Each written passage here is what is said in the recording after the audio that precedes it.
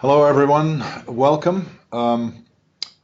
We're just going to give a minute or two for other people to join, and we'll be back and start our presentation momentarily.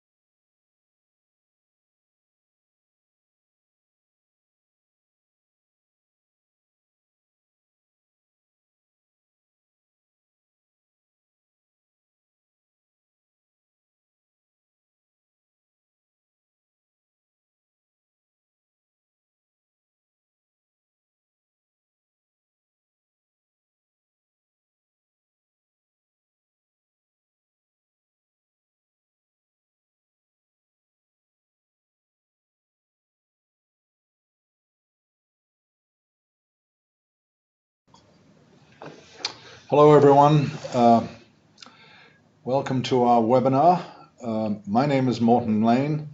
I am the director, proud to be the director of the Master of Science in Financial Engineering at the University of Illinois. I'd like to spend the next 30 minutes talking to you about this program and with my colleagues, and answer any questions that you might have. I've just put up the slide which we're quite proud of, which is the fact that the TFE,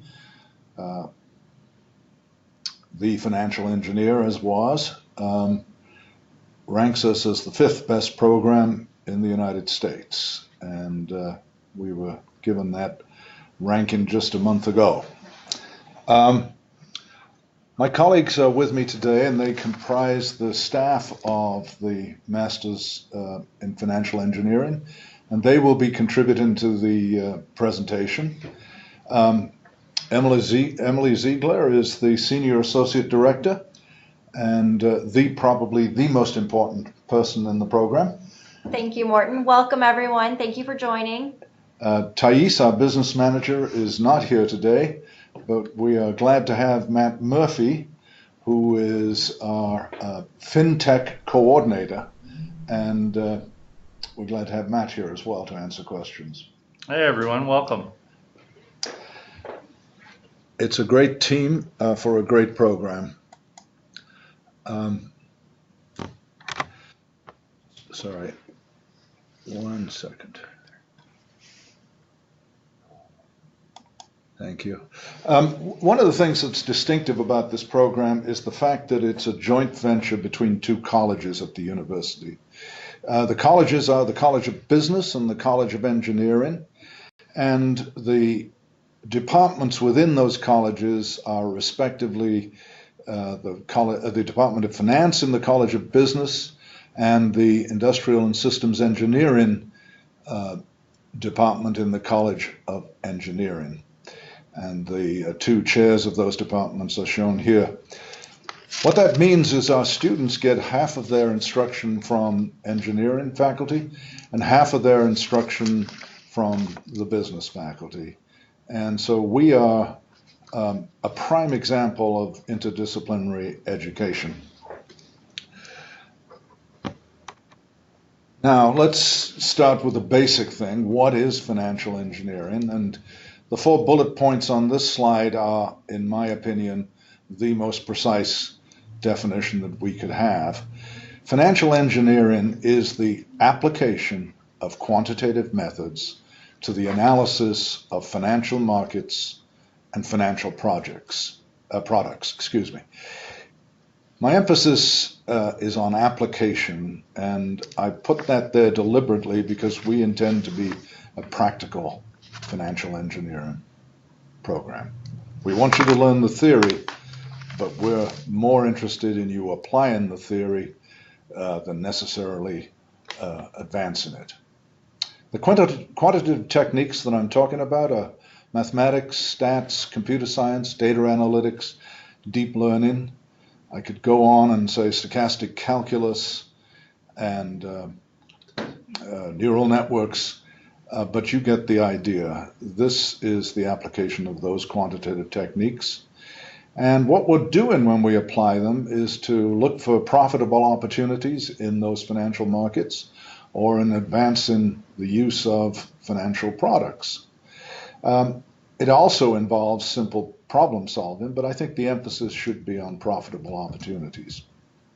And finally, if you find profitable opportunities, if you find a rewarding strategy, then what you need to do is balance that against the risks that are implicit in that strategy. So necessarily, financial engineering involves the measurement, management, mitigation, and possibly the transfer of risk to others. One last thing on the business of what is financial engineering. This young man is a graduate of our program. He graduated in 2013, and if you asked him what his job is now, he wouldn't necessarily call it a financial engineer, that he was a financial engineer. He would say he's a trader. He's a trader of derivatives. And that is one occupation that you can end up in if you take a course in financial engineering. But there are many more, and these are some of the labels that go to the occupations that financial engineers end up in. I want to be clear, financial engineering is a professional subject, but it's not a profession as in accounting. In accounting, if you take an accounting degree, you become an accountant. There's very little ambiguity about that.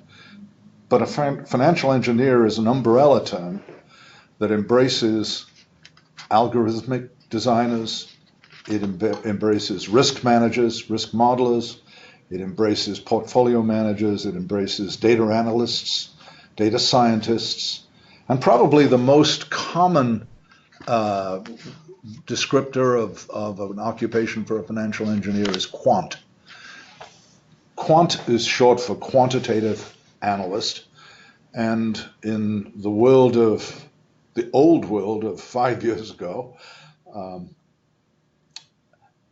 a quantitative analyst sat next to a trader and helped him work out the sums that he needed to do to embellish his strategies.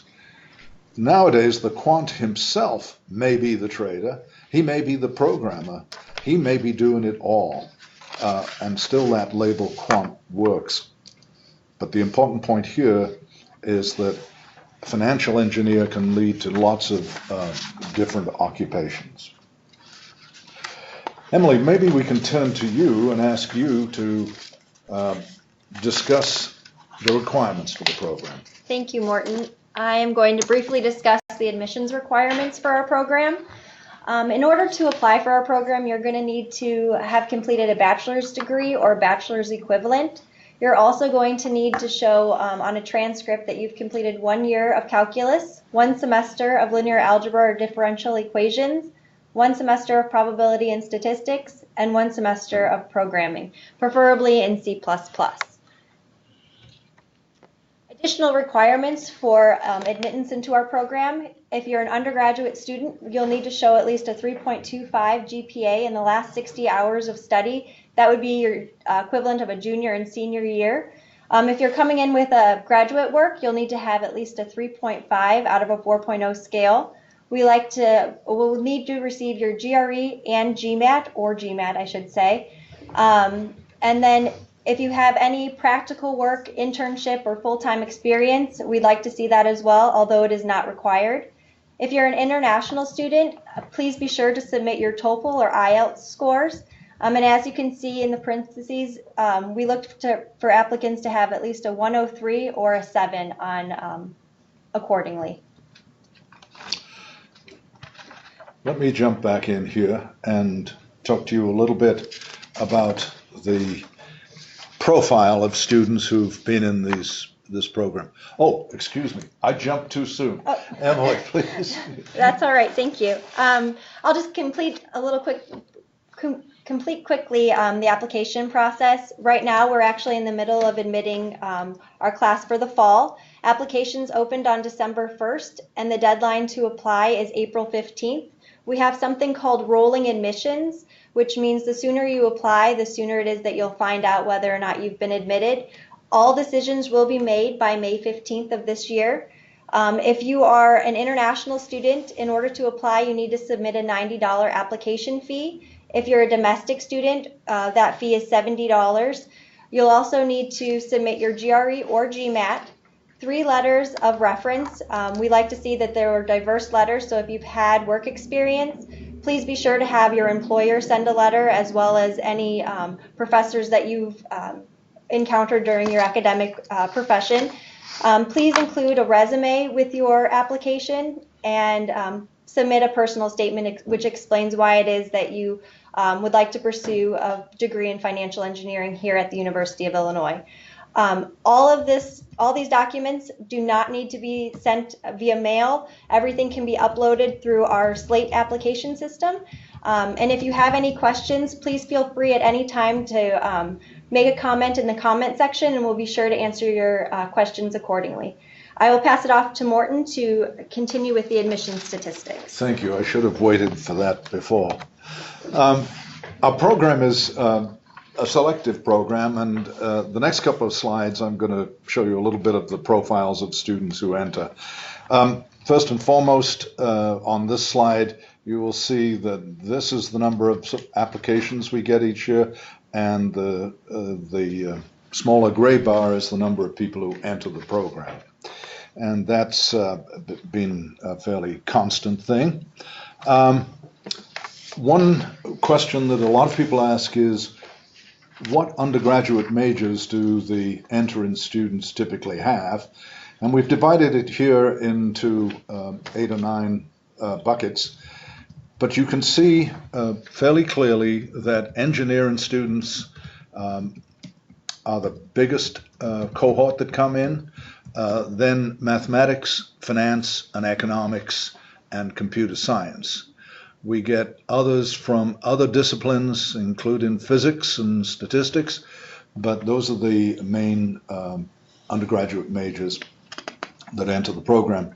And we include in that, even if people who've left and gone and had some work experience, we're still recording their undergraduate majors in there. In terms of admission statistics, in terms of the quality of students, I stressed at the beginning that this is a quantitative program, and what's most important to us is that the applicants be able to perform in a quantitative environment. The average GRE percentile that the cohorts have had in the last 10 years is in the 90 percentile range. So they're the top graduates in quantitative skills. Now I want to say 2 things about that. One is, first, you don't have to take the GRE score, the GRE exam. You can do a GMAT. Fewer of our students do the GMAT, and their scores listed over here. They range from about 700, their average GMAT scores, to 720 or 725. The second thing I want to say is when I put these statistics up, these are average numbers, and there is a range around those averages. We do not eliminate people just because they have a lower percentile score in their quantitative skills. We have accepted people with GRE score percentiles as low as in the 70s. And when we do that, we look at the whole of the candidate's application and see what their experience is. And if we think that they have already operated in a quantitative or financial environment, we take that into account and we welcome them to the program.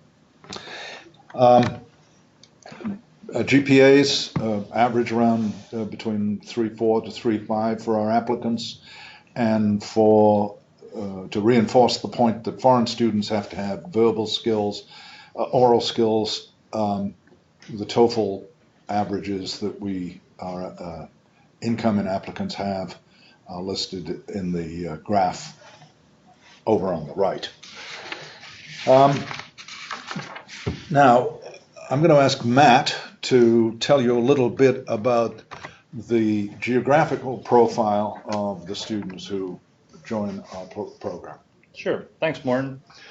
Our program has a tremendous global representation. We attract students really from all over the world, and in a typical class size of about 60 students, we often will see about 75% of them are coming from international locations such as China, India. We've had students from South Korea, from Taiwan, Peru, Lebanon, just in the last couple of years. So although the majority of our students are coming from China or are Chinese citizens or Indian citizens, we do also have students from the US as well. And a lot of our international students will have just completed an undergrad at a US institution and have chosen Illinois to get their master's degree. But we have a really diverse student body, and that really adds a lot to the experience. Thank you, Matt. My turn again with perhaps the boring part of this. I want to talk a little bit about the curriculum. As you know, it's a 3-semester program, and just to highlight the way that semester unfolds, obviously we use the first semester to make sure that everybody has an adequate understanding of finance, an adequate capability in statistics and computer science, and now we require that everybody be introduced to machine learning on day 1. So the first semester is a base building exercise so that even if you're an engineer, you have to learn something about finance. If you're a finance person, you're going to learn something about programming and machine learning right away. Second semester, we dive into in 2 directions. In a sense, we look at products in the finance courses, looking at risk management and measurement. I referred to that earlier, and we look at financial derivatives. In the ISE courses, we concentrate on stochastic calculus and numerical methods, both of which are essential given the quantities of data that we're looking at these days, and also because of the complexity of certain financial products. Final semester, we have much more choice. You're required to do at least 1 finance course and 1 ISE course. And importantly, you are required to be a participant in a practicum, which I'm underscoring here, and I'm going to ask Matt to talk a little bit more about later. But that practicum is a semester-long, corporate-sponsored, weekly meeting, weekly progress report, face-to-face meeting with your sponsor. We do many of those by conference call. We do most of them by face-to-face. So that's the program as a whole. I should say to you that we are increasing the number of electives that you can do going forward, but that's the structure as it has been. We also have the ability to do a fourth semester, which every year an increasing number, but a handful of students stay on for a fourth semester. And one of the reasons they do that is that it allows them to concentrate on things that they think are valuable. Here is what both the 3 and the fourth semester thing are allowed to do. The fourth semester, first of all, some people like to have a concentration that's written on your transcript. Under the current arrangement, that usually takes 4 semesters to do that, but you would get a concentration in computer science. Some people like to take courses in Chicago because that's right next to the financial community, from professionals who are walking the walk rather than talking the talk. And so a lot of our electives are held in Chicago. And then from the university itself, there are a huge number of electives in data analytics to data mining, machine learning, advanced corporate finance, that allow you to set your own track, as it were. If you wanted to have a track that gave you more experience in data analytics, the electives are there, and we're going to allow the choices to do that. If you wanted to do more computer science, we've already talked about that. If you wanted to do more in Chicago, we let you do that. So I mentioned to you that I wanted Matt to talk about these practicums that we run, because I think they're a signature of our program. So Matt, tell us what's going on there. Yeah, thanks, Morton. Obviously, the practicums are one of the things that our students are very interested in. We run about 6 individual practicum projects each semester, and each team comprises between 4 and 6 students, and 1 corporate sponsor who's elected to guide us through a variety of financial engineering projects. This is just a list of the projects that we had going last semester. This semester has a similar range of projects, and some of the names there may be familiar to you. For example, Morgan Stanley is one of the largest investment banks in New York, and we had a meeting with them discussing bond pricing and bond portfolio strategies. They called in. Obviously, we didn't go to New York. Bank of Montreal has an office in Chicago. You used the word singular, a meeting with them. We have meetings every week. Every week, right. Yes. Bank of Montreal has a Chicago office, and they've done many practicums with us looking at money laundering and how to analyze their transactions database, which is extremely large, using various kinds of machine learning techniques. Another name you might recognize is CME, which is the Chicago Mercantile Exchange, the largest electronic derivatives trading platform. And they've done many practicums with us, also using neural nets and machine learning techniques to explore their vast amount of financial records in the futures markets. And a surprise entrant there at the bottom, we've done several practicums with them now, is Google. Not explicitly a financial firm, but they have lots of data, and they find that our students have the skills necessary to help them with data analytics projects. Last semester, we looked at some of their customer databases to try to draw some insight from that using machine learning as well.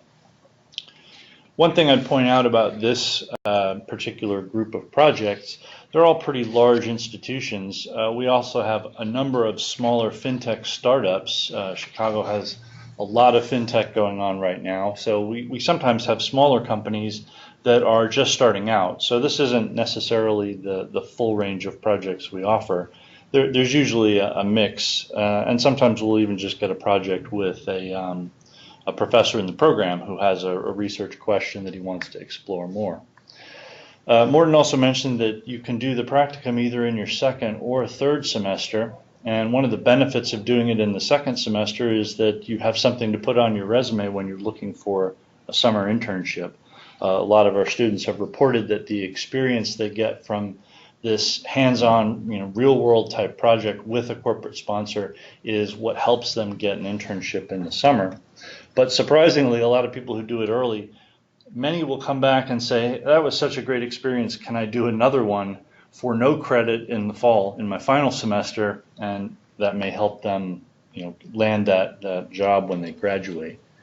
So that's one of the things that I think really contributes to the value that this program offers to students. Thank you, Matt. Emily, we don't just do the curriculum, we have some extracurricular activities. So in addition to your studies, we like to include some fun activities for our students when they're here. We take lots of different trips. In your first semester, we will take students up to Chicago to visit several Chicago trading firms.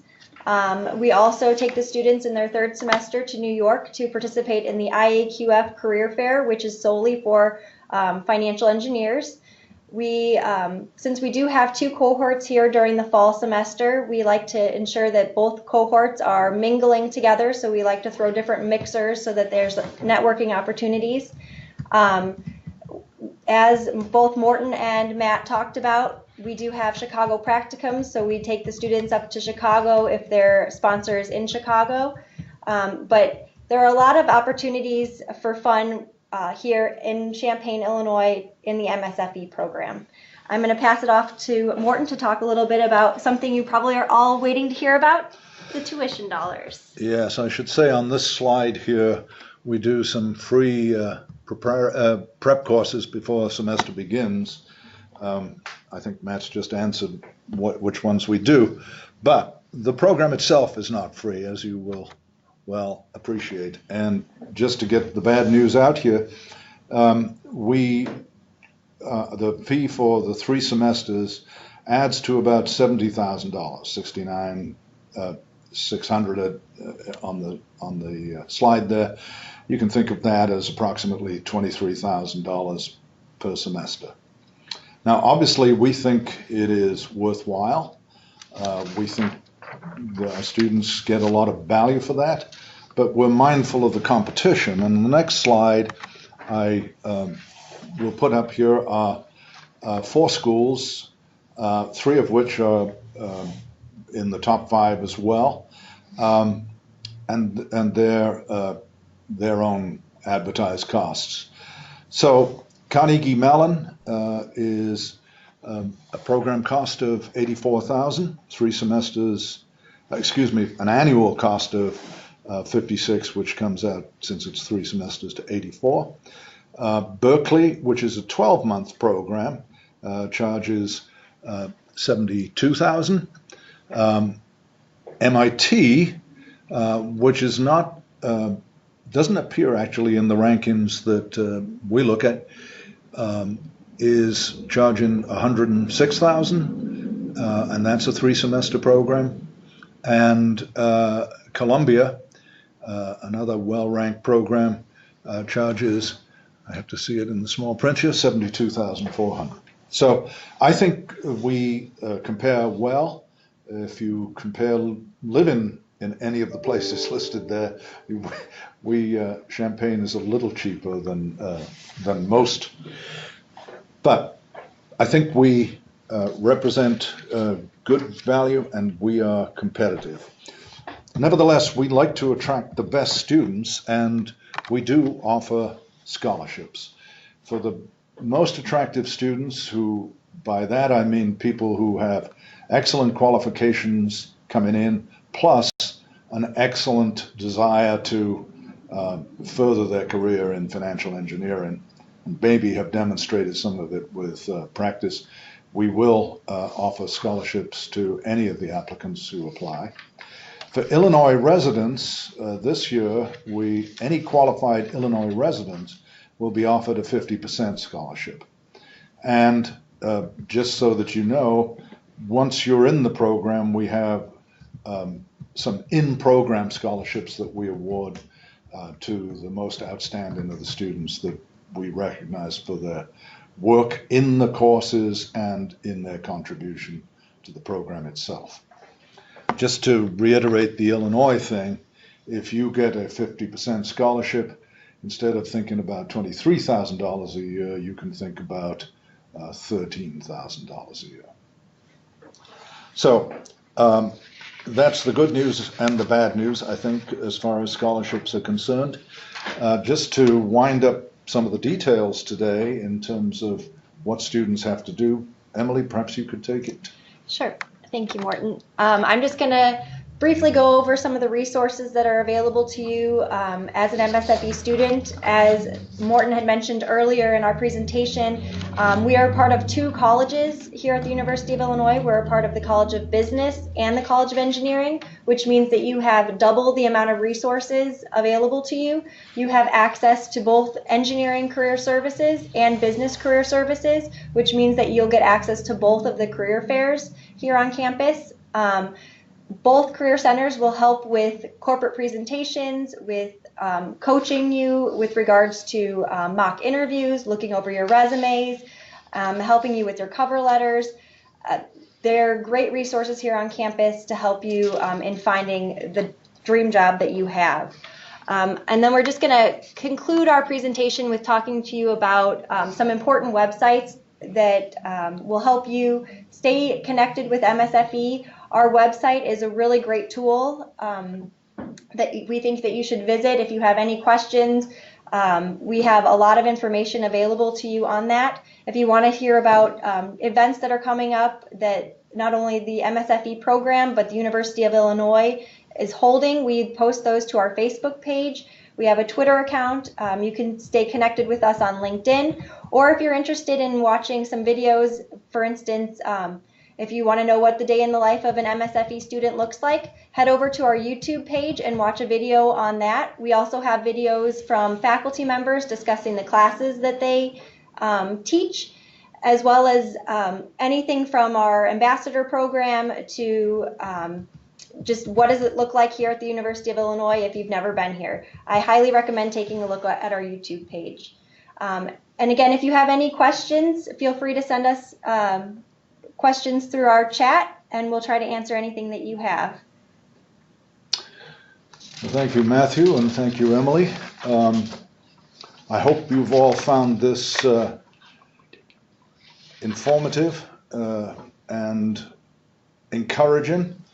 We want as many people as possible to apply, and if you have questions after we finish this webinar, do not hesitate to contact us. Matthew, there's been several questions in the sidebar that we've been trying to answer, and I guess we could open it up since there's only a few people on. If somebody has a question that they want to ask, I think just unmute and unmute their mic. I mean, and you can ask that, or you can just type it in the sidebar, and we'll try to get to it. So, are there any oral questions? Yes, hi. Can you listen to me? Hi. Yeah. Yeah, hi. My question is regarding the application process. Is it just that we need to submit our details and then the admissions committee will take the decisions, or do we have to undergo an interview process as well with it? In order to apply, you'll need to submit your application. We do not have a formalized interview process. However, sometimes when reviewing applications, we will select applicants to interview. The interviews would be considered a phone interview. We would not bring you to campus or by any means. So it's just a phone. It's just a phone interview, basically. Yeah. And is it like technical or behavioral? Because there are other courses that are currently taking behavioral interviews and not technical one. It's not a technical interview. What we are looking at often when we select people to talk to directly is sometimes their language abilities. Clearly, that's not a problem for you, but some people have stale TOEFL scores when they apply, and so we're interested to know whether or not that is still relevant. And sometimes we are confused about an applicant's ambitions. We want to put people in the program who are interested in financial engineering. And if there is some ambiguities in the application, we might ask them to tell us about what their goals are, what their ambitions are, why they're applying to this program. Okay, thank you. There was one final question that slipped my mind right now. I'll mail it to you when I remember it. Yeah, thank you very much. Certainly. There was a question in the sidebar about the scholarships. Did you want to maybe touch on those again in terms of like how many do we give out and how much they're worth and that sort of thing? Well, the biggest scholarship we give out is a 50% scholarship. I said that we will give that to Illinois residents who qualify for the program. We have occasionally offered that amount to non-Illinois residents, both domestically and overseas. And then it will, frankly, it's the amount of the scholarship will depend on how attractive the admissions committee feels the candidate is, and it may be from 10% of normal fees to 30%. Hi, Pratik. Thank you. That was very helpful. I remember my question. Just one last question from my end. You said that the application and admission is on a rolling basis. Given that the deadline is 15th of April, if I finish and submit my application, say in the next 2 to 3 weeks, then how much time does it usually take for the admissions committee to make their decisions and come back to me? Well, the admissions committee meets every month from December through April. So it's a monthly meeting. So if you submit an application just after they've met, it's going to take 4 weeks.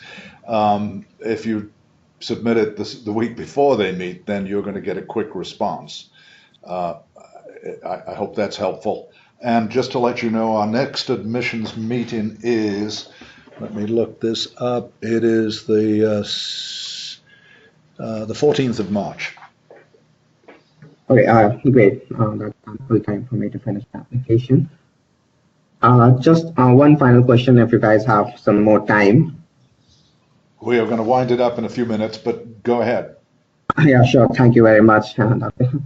You said that the work experience is not required, but if someone, say, has 2 to 3 years of work experience in a relevant field in the financial market, does those applications get more weighted than the other applications without any work experience? Or could that work experience actually balance out some of the weaker points in the application? Well, if the points in the application are too weak, the committee is not going to offer. But let me put it this way, if there's a candidate, not too weak, I mean, just like you're missing GPA score by, say, 0.1 or 0.2, those sort of things. Yes, exactly. Nothing missing the benchmark. Yeah, let me answer it this way. If we find a student with exactly the same numeric qualifications as another one, but the other one has work experience and we only could choose one of those, this is a hypothetical situation, we would choose the one with work experience, okay? And so I think the answer to your question is, yes, we value work experience quite highly, and we take it into account. Thank you very much. That's good to know. Well, I think it's time for us to close. If you're anywhere in the United States, take care in this winter storm. If you're elsewhere in the world, enjoy yourself, and we look forward to your application. Thank you very much. Thank you, Matt. Thank you, Emily.